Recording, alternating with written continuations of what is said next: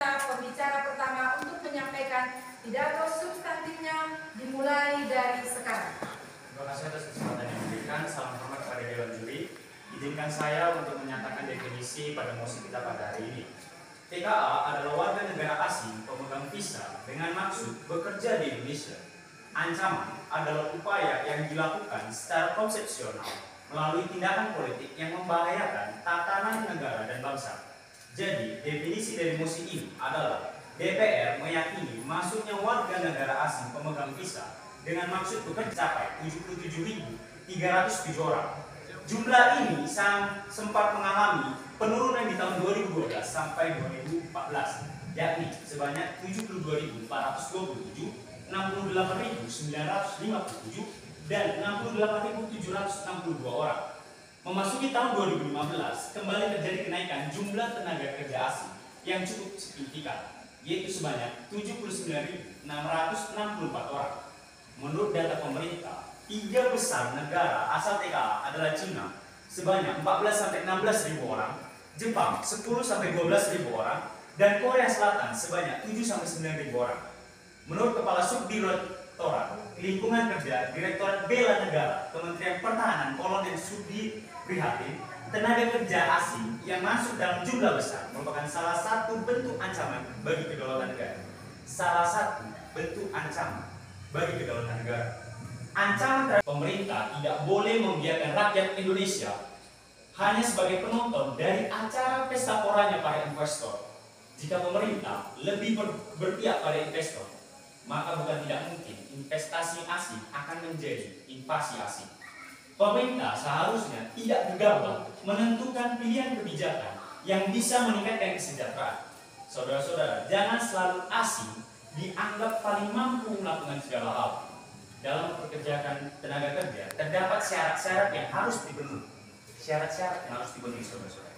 Walaupun banyak perusahaan-perusahaan yang tidak memenuhi aturan ketenaga kerjaan di Indonesia, di mana pasal 42 Undang-Undang Nomor 13 Tahun 2003 tentang ketenaga kerjaan menyatakan dengan tegas bahwa tenaga kerja asing dapat dipekerjakan di Indonesia hanya dalam hubungan kerja untuk jabatan tertentu dan waktu tertentu. Harus ada. Dimulai dari sekarang. Terima kasih atas kesempatan yang diberikan. Kita akan mengambil 3 kata kunci dari mosi yang sangat kami tentang pada malam hari ini, yaitu Dewan ini meyakini masuknya tenaga kerja asing sebagai ancaman terhadap kedaulatan negara. Menurut Undang-Undang Nomor 13 Tahun 2003, tenaga kerja asing adalah warga negara asing pemegang visa yang dimaksudkan untuk bekerja di wilayah Indonesia. Sementara ancaman dalam Garis Besar Bahasa Indonesia merupakan upaya yang dilakukan secara konsepsional melalui tindakan politik yang membahayakan tatanan negara dan bangsa. Kemudian kedaulatan dan Kamus Besar Indonesia berarti kekuasaan tertinggi atas negara di pemerintahan negara, daerah, dan sebagainya. Dalam kasus penerimaan tenaga kerja asing ke dalam negara Indonesia tidaklah mengancam kedaulatan, justru ada keadaan yang ada di Indonesia. Akibat daripada pandemi yang ditimbulkan oleh COVID-19, kita mengalami kemunduran tidak hanya di bidang ekonomi, namun juga di bidang pendidikan. Dewan Juri yang terhormat, banyak sekali dari tenaga kerja Indonesia yang sebenarnya mampu memulihkan potensinya, namun terhalang oleh daripada kasus pandemi ini. Dengan demikian kita butuh kerja cepat, kerja yang lebih efisien, dan yang membawa hasil langsung bagi negara kita. Dengan demikian kita mengimpor tenaga kerja atau pihak imigrasi di Indonesia. Tentunya pajak ini menambah atau membantu kembali perekonomian kita yang sempat mundur diakibatkan oleh pandemi COVID-19. Sebab hampir 80% dari penghasilan pajak dimasukkan ke APBN setiap daerah. Kemudian adanya TKA tentu tidak menghalangi tenaga kerja lokal di Indonesia untuk mendapatkan lapangan pekerjaan. Anggapan ini jelas salah, sebab satu TKA yang direkrut dari negara luar merupakan tenaga yang benar-benar ahli di bidangnya. Dan pada peraturan pada Perpu Nomor 2 Tahun 2022 tentang Cipta Kerja ditegaskan bahwa setiap tenaga kerja asing yang diimpor dari negara luar didampingi oleh warga negara Indonesia. Saya tegaskan sekali lagi, TKA yang diimpor dari negara luar membawa banyak dampak positif bagi negara kita. Sekian argumen dan sekian pidato substantif saya. Kiranya rekan pemikir pemerintah dan mempertimbangkannya kembali dan berubah pola pikirnya. Terima kasih. Waktunya 5 menit. Baik. Terima kasih kepada tim komposisi pembicara pertama. Selanjutnya diberi kesempatan kepada tim pemerintah untuk pembicara yang kedua menyampaikan pidato substantifnya. Waktu dimulai dari sekarang. Baik, terima kasih kepada moderator dan juga tim oposisi yang sangat saya banggakan dan kepada audiens yang hadir di sini.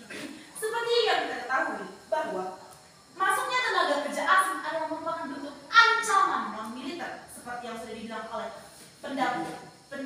seperti pembicara pertama. Masuknya tenaga kerja asing adalah ancaman non-militer karena dengan hadirnya mereka akan mempersempit peluang kerja masyarakat lokal asli Indonesia. Warga negara asing yang masuk dan bekerja di negara Indonesia lama-kelamaan akan menguasai sektor-sektor perekonomian yang ada di Indonesia. Sekali lagi saya tegaskan kepada Dewan Juri yang terhormat dan kepada audiens yang di sini, masuknya tenaga kerja asing akan mempersempit lapangan pekerjaan dan menguasai sektor-sektor perekonomian yang ada di Indonesia.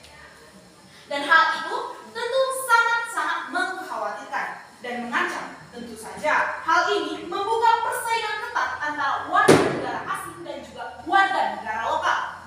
Warga negara lokal. Baik, itu bisa saya terima.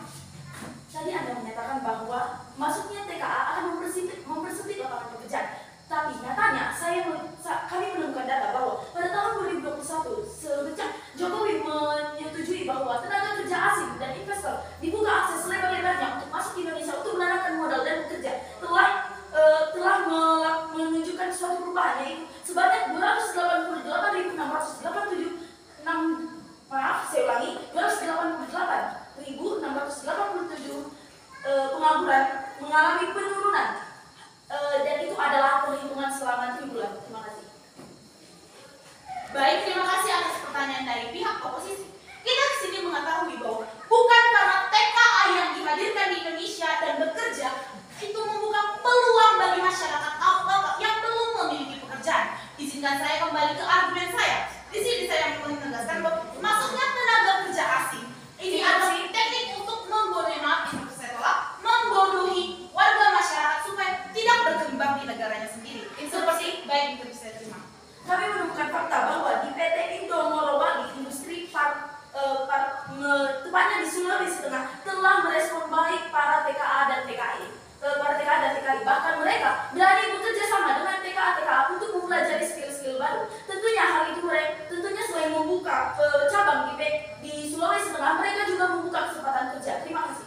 Baik, terima kasih atas pertanyaan dari tim oposisi. Jika Anda bertanya seperti itu, saya akan membalikan pertanyaan, bagaimana dengan PT Freeport yang banyak mengambil tenaga kerja asing untuk bekerja? Bukankah hal ini termasuk ancaman di mana warga negara lokal tidak akan mendapatkan kesempatan untuk bekerja? Karena PT Freeport mengambil banyak tenaga kerja asing bekerja di tempatnya. Baik, saya lanjutkan argumen saya. Masuknya tenaga kerja asing seperti yang sudah saya bilang tadi adalah teknik pembodohan warga lokal, karena di sini mereka mengurangi sumber daya manusia yang seharusnya paham akan teknologi. Dengan masuknya mereka akan mengurangi wawasan-wawasan. Baik, itu bisa terima. Tadi saudara mengatakan bahwa PT Freeport membuat tenaga kerja asing bekerja di PT Freeport. Tapi Bu bisa mengatakan bahwa Indonesia membutuhkan tenaga kerja asing karena SDM lokal tidak cukup untuk memenuhi kapasitas yang ada. Artinya di sini bahwa di dalam Permenaker nomor 10 tahun 2018 ada persyaratan TKA yaitu TKA yang ahli di bidangnya. Jadi yang TKA yang ada di Freeport adalah sesuai dengan Permenaker nomor 10 tahun 2018 karena TKA itu ahli di bidangnya. Terima kasih. Baik, terima kasih atas pertanyaan tim oposisi. Berarti di sini di pertanyaan Anda meragukan kemampuan sumber daya manusia yang dimiliki Indonesia. Saya balikkan ke Anda. Apakah Anda sendiri, apakah Anda sendiri ragu dengan kemampuan Anda karena Anda sendiri adalah warga masyarakat lokal? Coba bayangkan jika di suatu saat nanti, baik itu bisa terima.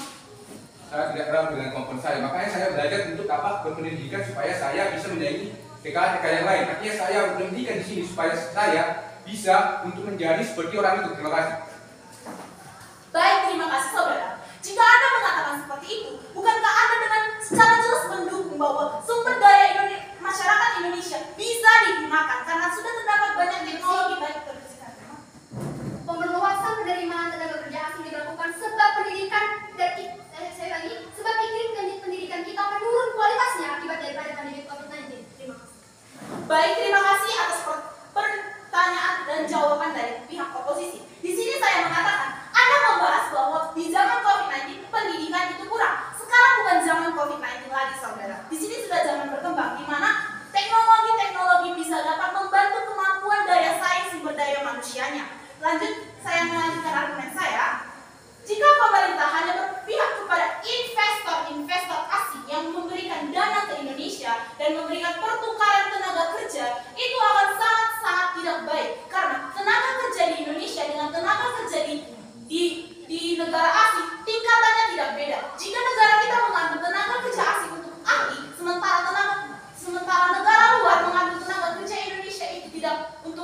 berprofesi seperti ahli di negaranya, itu akan menimbulkan banyak pertanyaan-pertanyaan bahwa negara asing itu adalah menggunakan masyarakat Indonesia sebagai kacung di negaranya. Sekali lagi, sebagai kacung di negaranya. Bukankah hal itu sangatlah kasar? Dan juga di sini kita mengetahui bahwa terjadi sejarah-sejarah kelam yang baik itu bisa terima. Horas. Assalamualaikum warahmatullahi wabarakatuh. Selamat malam dan salam sejahtera bagi kita semua. Selayaknya kita tetap memanjatkan puji syukur kepada Tuhan Yang Maha Kuasa, di mana pada malam hari ini, meski telah berlelah-lelah, kita masih bisa menuntaskan acara dan kegiatan kita dalam rangka Lomba Debat Bahasa Indonesia dan Bahasa Inggris Jenjang SMA 2023. Yang kami hormati Ibu Ketua MKS SMA, kemudian Bapak Ibu Kepala Sekolah SMA se-Kabupaten Dairi, kemudian Bapak Ibu Dewan Juri, rekan-rekan dari tim Bahasa Inggris maupun dari Bahasa Indonesia, kemudian tentunya yang tak kalah penting adalah panitia dari SMA Negeri 2 Sidikalang, dan juga Bapak Ibu pendamping yang sampai malam juga masih setia mendampingi murid-muridnya. Kalian guru-guru yang luar biasa. Dan yang paling istimewa, murid-murid kami peserta lomba debat bahasa Indonesia dan debat bahasa Inggris. Oke, tadi ada jargonnya Ibu ya. Coba disambut ataupun dijawab salamnya. SMA? Maju bersama. Hebat semua. Kemudian Sumut baru tahu. ya, salam Cabis wilayah 4. Inspiratif, inovatif, berbudaya, jual-jual, menjual-jual, horas. Sumut berdampak. Terima kasih. Berarti masih konsentrasi. Iya, Bapak Ibu, yang ingin mungkin menjadi dilema saat ini dengan adanya program Merdeka Belajar yang diusung oleh Kemendikbud, di mana beberapa prioritas kebijakan yang disampaikan, sama-sama kita ketahui bahwasanya meminimalisir adanya lomba. Loh, kok begitu? Kenapa bertentangan? Kenapa? Karena sejatinya esensi dari lomba itu adalah melatih anak-anak untuk pandai atau pintar sesaat. Itu makanya ditiadakan atau tidak diperbolehkan. Namun kami yakin keberadaan siswa-siswa kami yang menjadi peserta di sini adalah karena memang sudah berdasarkan seleksi, berdasarkan minat dan bakat dari sekolah masing-masing, sehingga adik-adik semua adalah orang-orang yang terpilih untuk tampil menunjukkan kemahirannya, kompetensinya di sini. Tepuk tangan untuk adik-adik kita.